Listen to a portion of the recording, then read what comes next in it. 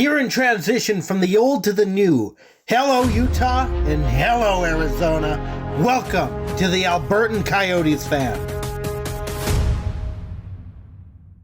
YOTES lose 4-3 against the Edmonton Oilers in overtime. Now, I thought being that the Oilers, they were just in the Stanley Cup final, and they are a good team. I figured that they'd come out with a bit more of a spark in this game.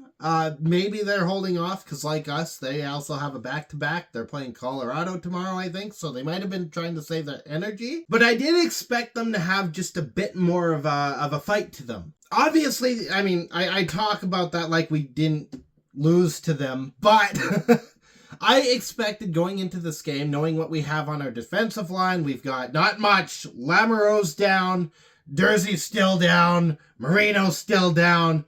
We've got a couple guys who are down for the count for the foreseeable future. So our back end should be an exceptional weakness. In this game, it didn't seem like it. Draisaitl got a goal.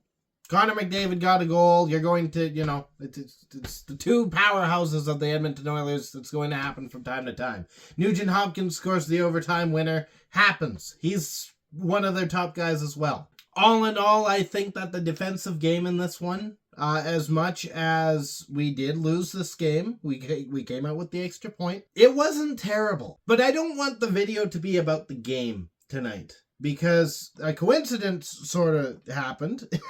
So as you know, I'm from Alberta.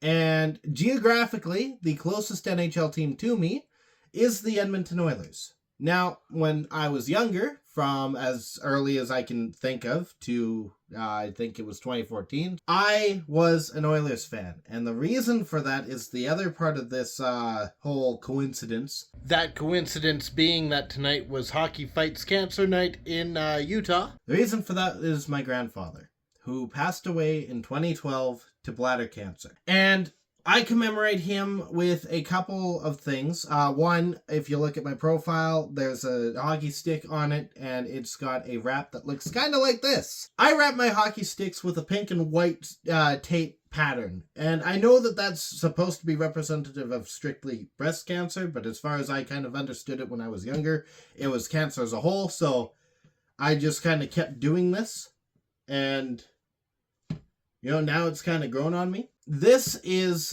done in commemoration of my grandfather. My grandfather is the person that I fight for when it comes to the talk about being against cancer. And these are the kinds of nights where the topic transcends the game of hockey. We go into games night after night after night, and we look at our opponents, be it whoever it is, Florida Panthers, Boston Bruins, Buffalo Sabres, Edmonton Oilers. And you look at them, you look across the aisle, there's an Oilers fan or whatever fan of the opposing team. And you've got that bit of beef with them. They're in the wrong barn. They're supporting the wrong team. But it's times like these, times where this is the most important topic at hand, where it transcends those boundaries, those borders between cities, between fandoms, that we get to talk about who we fight for. I fight for my grandfather. Someone else might fight for their brother, their sister, their mom, their dad, their grandparents, their sons and daughters, their grandchildren. The list goes on and on. It transcends the boundaries of the game. I fight for an Oilers fan. I'm not an Oilers fan. Maybe you fight for a Bruins fan, or you fight for a Blackhawks fan. So for one night, I'm putting the battle of the game aside for a battle that truly matters. So tell me, who do you fight for? Tomorrow we get another round of the Battle for Arizona. The Utah Hockey Club takes on the Vegas Golden Knights. We're going to hope for a win, but it's the second half of a back-to-back, so we'll see.